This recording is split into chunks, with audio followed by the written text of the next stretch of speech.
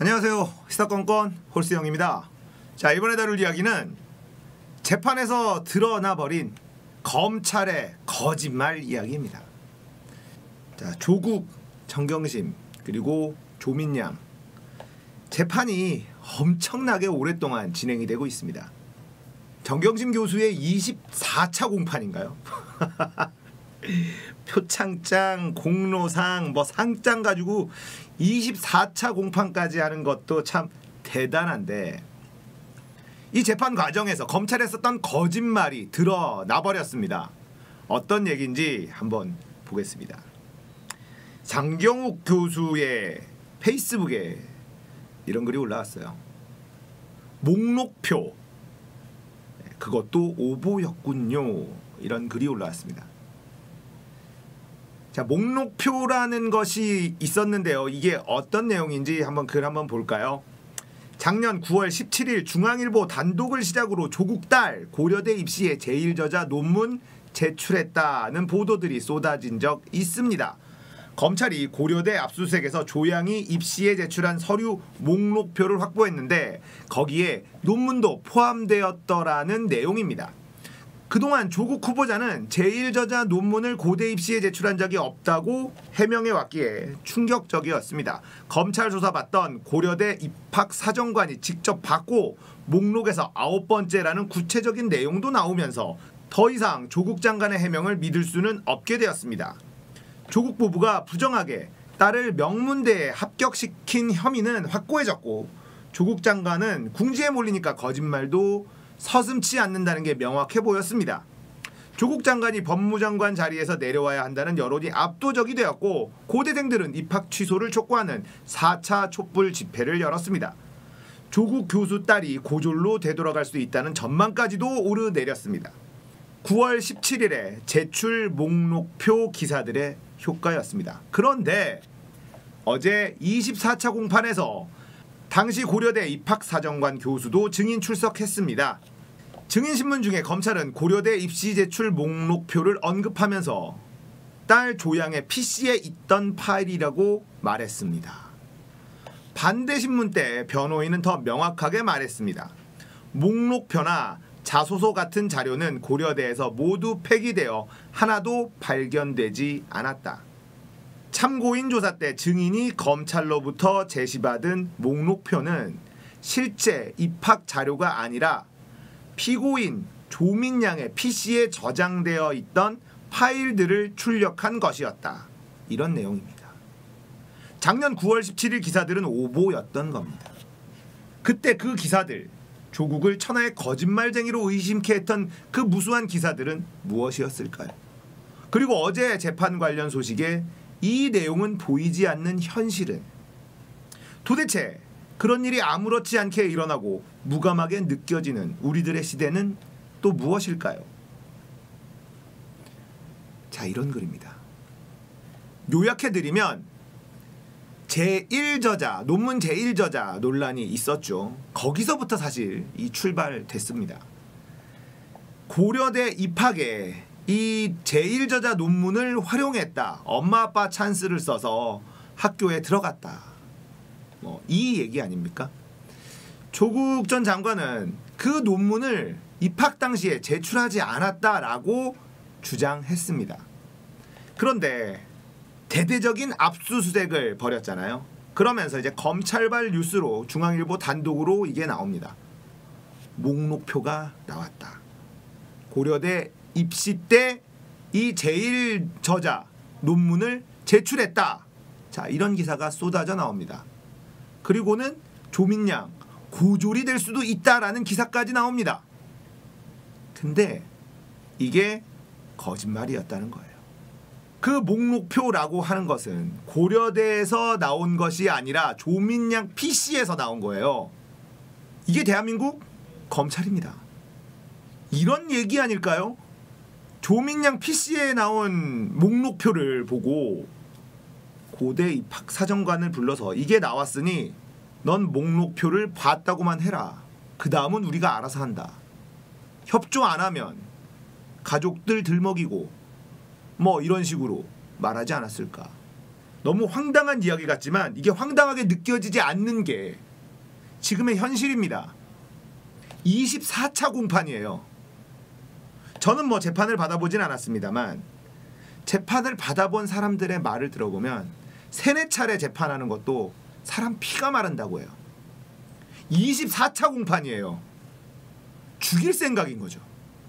검찰은 조국과 그의 가족들을 죽일 생각이에요. 이렇게까지 털었는데 아무것도 안 나오니까 이제 뭘 가지고 트집을 잡느냐. 표창장 말고 또 공로상을 들먹거립니다. 자, 갑자기 공로장에 꽂혔습니다. 검찰이. 이게 뭐냐면 졸업할 때 받은 상이에요. 이걸 특혜라고 엄마 찬스 쓴 거다. 뭐 이렇게 얘기하고 있습니다.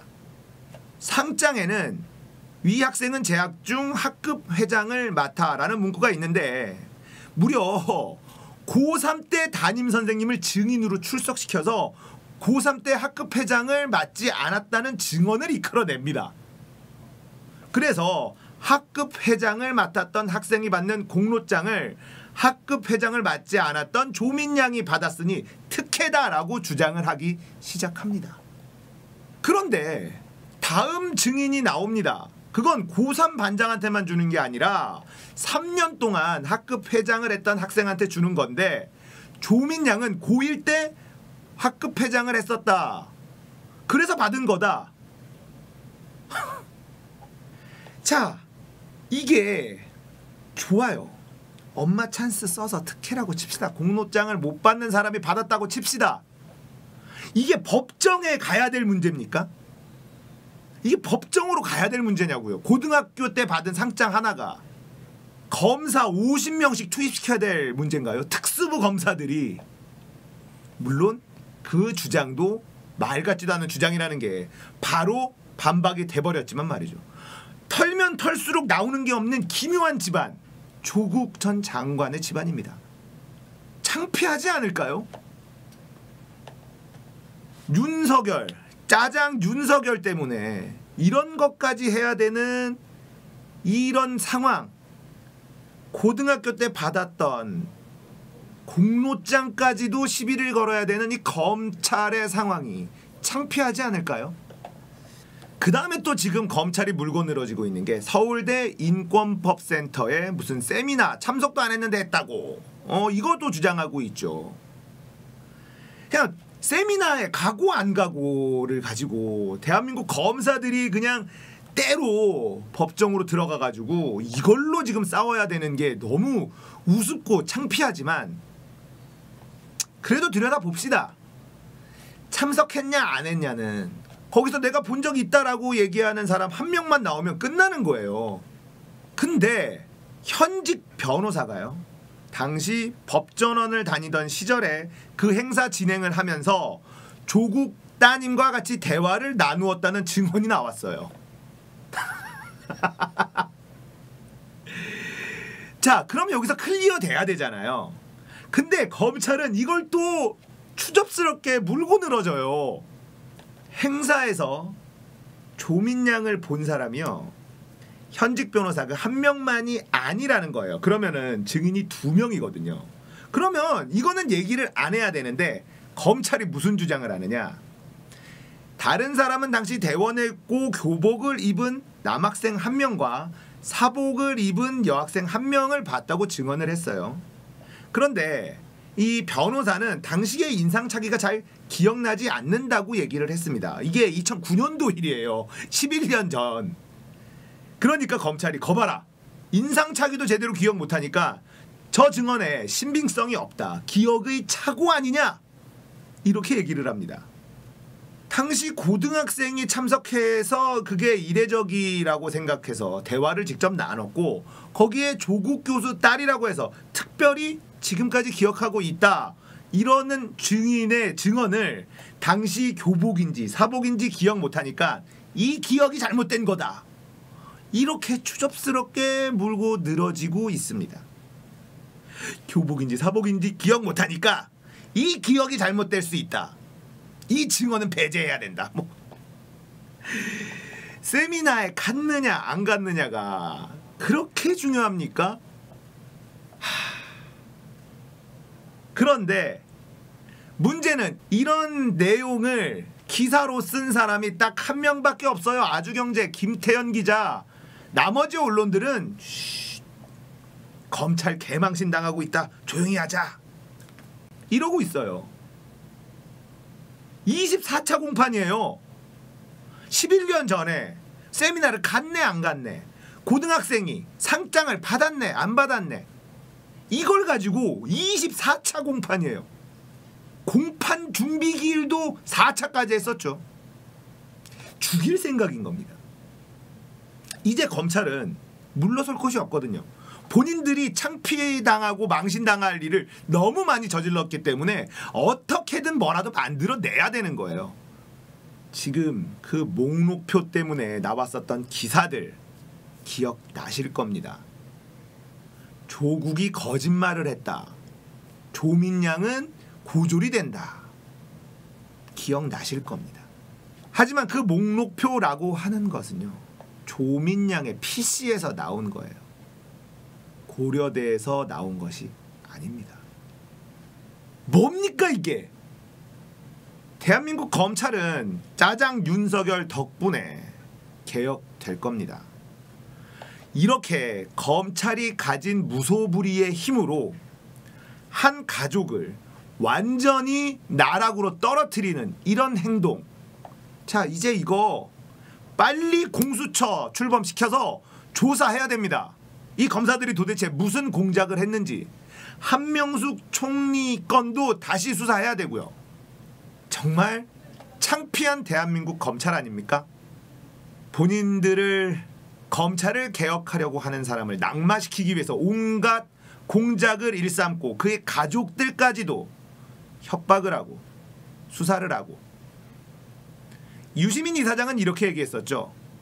이건 검난이다. 그리고 조국 전 장관에 대한 가족 인질극이다. 가족을 괴롭힐 수 있으니 법무부 장관에서 내려와라. 법무부 장관 하지 마라. 이렇게 갔었던 거죠. 하지만 조국 전 장관은 법무부 장관에 취임을 했고 짧은 임기 동안 본인이 할 수 있는 검찰 개혁 아주 기초적인 부분을 정리를 하고 내려오셨어요. 그리고 재판을 받고 있는 중이죠. 그러면서 오보를 냈었던, 악의적으로 거짓 기사를 썼었던 이런 기자들 하나하나 따박따박 형사 고소하고 있는 중입니다.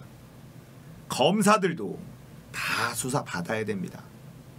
공작으로 죄 없는 사람들에게 죄를 뒤집어 씌우려고 한 이 검찰, 분명히 벌 받아야 된다. 오늘 이야기 여기까지입니다. 공감되셨다면 구독, 좋아요, 알람 설정 부탁드릴게요. 감사합니다.